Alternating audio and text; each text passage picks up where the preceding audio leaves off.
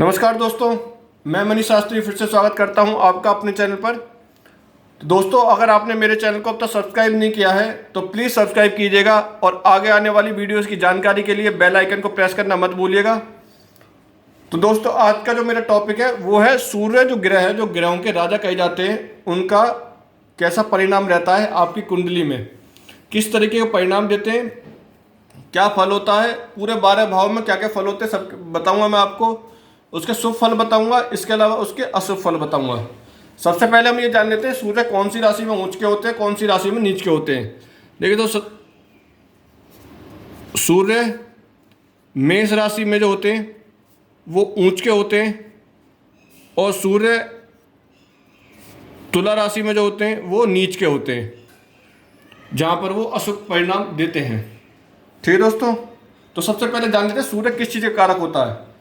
देखिए दोस्तों, सूर्य आपका भाग्य का कारक होता है, एक तो आपकी यश प्रतिष्ठा का कारक होता है, मान सम्मान का कारक होता है, आपके पिता का कारक होता है, और मेडिकल एस्ट्रोलॉजी से देखा जाए तो सूर्य आपकी हड्डियों का कारक होता है और हार्ट के से रिलेटेड होता है। ठीक है दोस्तों, तो सूर्य अगर कहीं बैठा हो और साथ में मतलब शत्रु राशि में और मंगल नीच का होकर बैठ जाए तो ऐसे लोगों को हार्ट अटैक की प्रॉब्लम देखी गई है।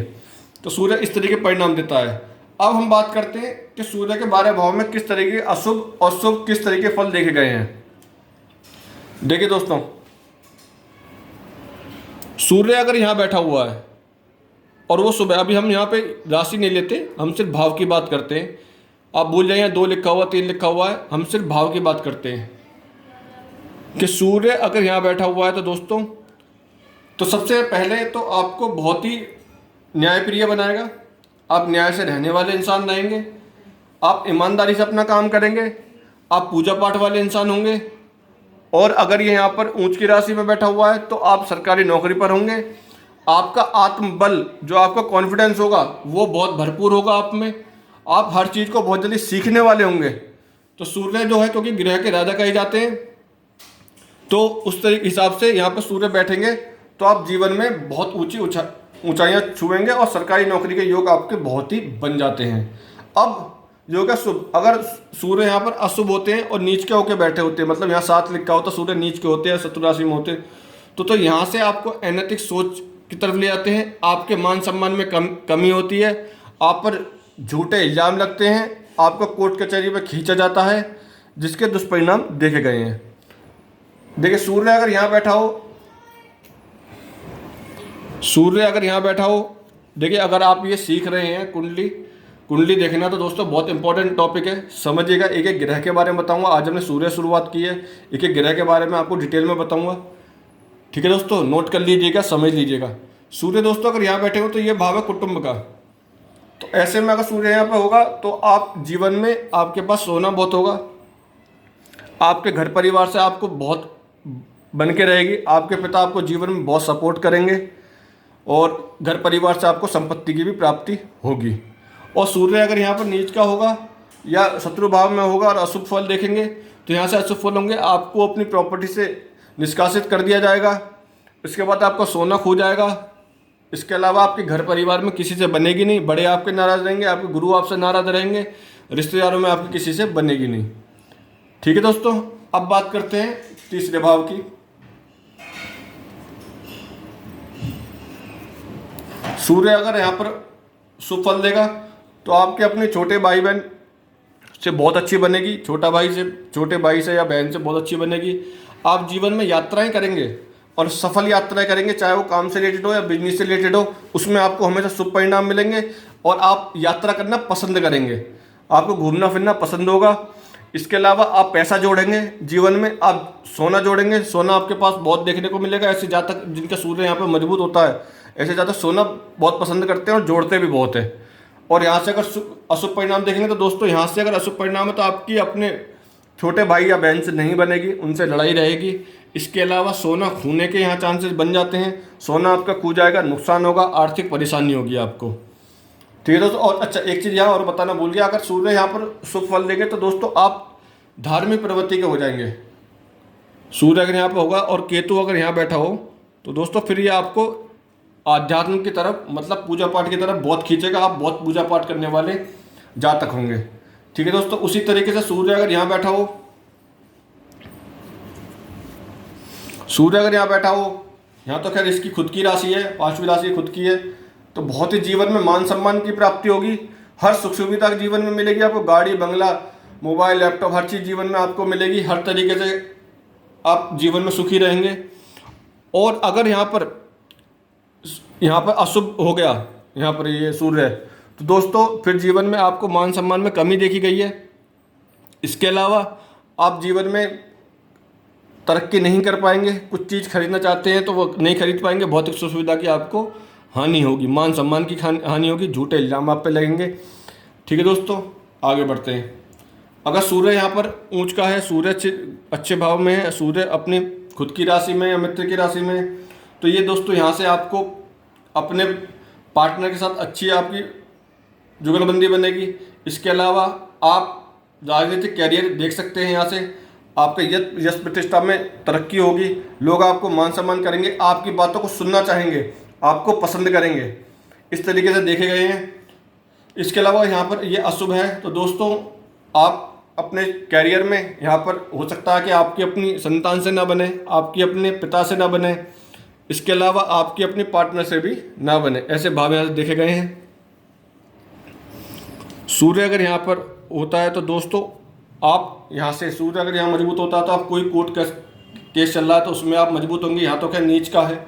और अगर यहाँ पर सूर्य नीच का हो जाता है तो दोस्तों कोर्ट केस में आपको खींचा जाएगा, जिसमें आपको हानि होगी, हो सकता है कि आपको सज़ा भी हो जाए, जेल भी हो जाए, इस तरह, या आप कोई केस लड़ रहे तो वो हार जाएं, जुआ वगैरह की आपको आदत लग जाएगी और जुआ खेलेंगे उसमें आपको हानि होगी, आपकी आर्थिक स्थिति बिगड़ेगी, मानसिक संतुलन आप अपना खो देंगे, जिससे बहुत परेशानियां देखी गई हैं। इसके अलावा यहाँ से हार्ट से रिलेटेड प्रॉब्लम भी देखी गई हैं। ठीक है दोस्तों, अगले भाव में चलते हैं। सूर्य अगर यहाँ ऊंच का है तो दोस्तों शादी के बाद एक तो आपका भाग्य उदय होगा, इसके अलावा आपकी ससुराल पक्ष से आपको बहुत फ़ायदा मिलेगा। सूर्य यहाँ मजबूत है, ससुराल पक्ष से आपको प्रॉपर्टी मिलेगी। इसके अलावा आपके अपने पार्टनर से बहुत अच्छी बनेगी। अगर आप बिजनेस कर रहे हैं, बिजनेस में कोई आपका पार्टनर है तो वो आपको बहुत सहयोग करेगा, बहुत सहयोग करेगा। ठीक है दोस्तों, इसके विपरीत अगर हम नेगेटिव परिणाम की बात करें तो आपके यहाँ से 2 शादी के योग देखे जाते हैं। सूर्य अगर यहाँ खराब होकर बैठा है या सूर्य पर दृष्टि आती है किसी और ग्रह की, तो यहाँ से 2 शादी के परिणाम देखे जाते हैं। आपके अपने पार्टनर से लड़ाई देखी जाती है, ससुराल पक्ष से लड़ाई देखी जाती है और आपको नुकसान की संभावना यहाँ से बनती है। इसके अलावा सूर्य अगर यहाँ ऊंच का होकर बैठा हुआ है तो दोस्तों अगर आपको डॉक्टर या साइंस से रिलेटेड कुछ काम कर रहे हैं या साइंटिस्ट बनना चाह रहे हैं और सूर्य यहाँ ऊंच का, तो दोस्तों आपको साइंटिस्ट बनाएगा, जीवन में आप तरक्की करेंगे।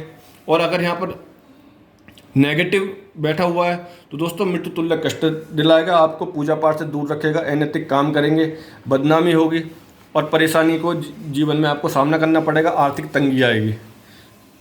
अगर सूर्य यहाँ भाग्य स्थान में बैठा हुआ है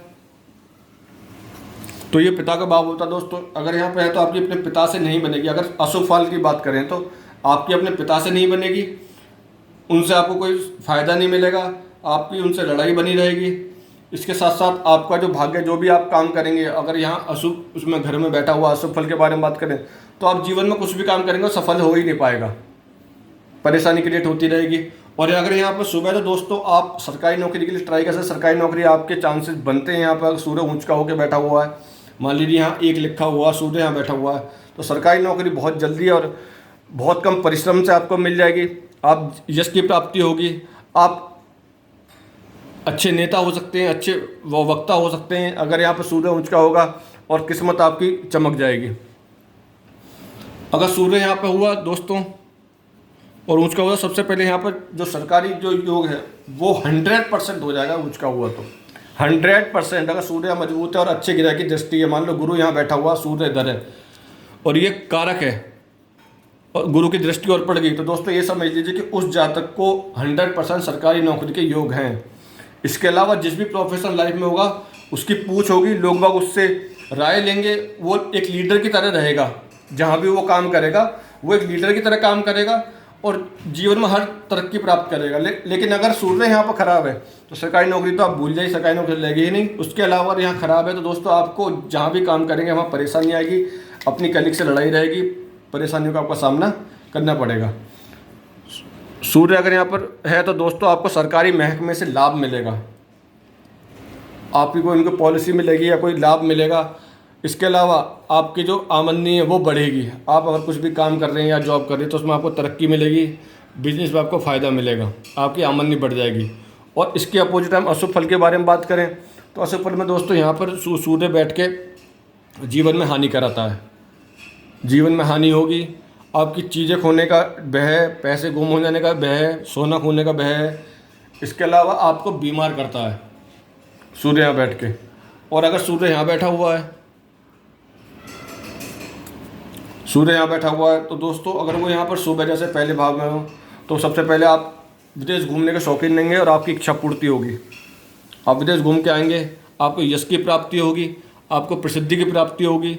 इसके अलावा आप जीवन में हर सुख सुविधा का आनंद उठाएंगे और हो सकता है कि आपका विदेश में सेटलमेंट भी हो जाए। इसके अलावा अशुभ फल के बारे में बात करें तो ये दोस्तों बदनामी कराता है।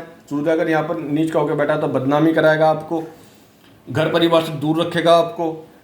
आप कहीं ऐसा काम करेंगे जिसमें आपका मन नहीं लगेगा और घर परिवार से आप दूर रहेंगे, जिससे मानसिक परेशानियां देखी गई हैं। अब हम दोस्तों बात कर लेते हैं कि अगर सूर्य अशुभ है, अशुभ फल दे रहा तो आपको कैसे उसका परिणाम किस तरीके के होंगे कि आप उनके उपाय कर सकते हो। अभी उपाय के बारे में बात करते हैं। देखिए सूर्य अगर अशुभ है, आपको अच्छे परिणाम नहीं मिल रहे हैं तो दोस्तों सबसे पहले आप सूर्य को जल दीजिएगा। सुबह को उठ के आप गायत्री मंत्र का जाप कीजिएगा, एक माला गायत्री मंत्र की रोज़ कीजिएगा। सूर्य को जल डेली दीजिएगा, रविवार को खासकर, और रविवार का आप व्रत रख सकते हैं। देखिए सूर्य जो रविवार के दिन होते हैं वो विष्णु जी के भी प्रिय माने जाते हैं और विष्णु जी का भी दिन है। तो सूर्यदेव विष्णु जी के प्रिय हैं तो उस दिन आप व्रत रखेंगे, कहीं ना कहीं आपको अच्छे परिणाम उसके मिलेंगे। आप पूजा पाठ करेंगे तो उसके परिणाम अच्छे होंगे।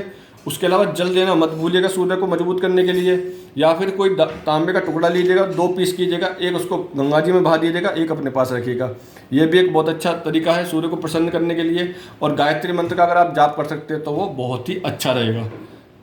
ठीक है दोस्तों, तो आज हमने बात करी सूर्य के किस तरह के परिणाम होते हैं 12 भावों में, क्या उनके शुभ क्या अशुभ फल हैं, इसके बारे में हम डिटेल में जाना। आगे आने वाले टॉपिक और इंटरेस्टिंग होंगे, आप बने रहिएगा मेरे साथ। आज के लिए इतना ही।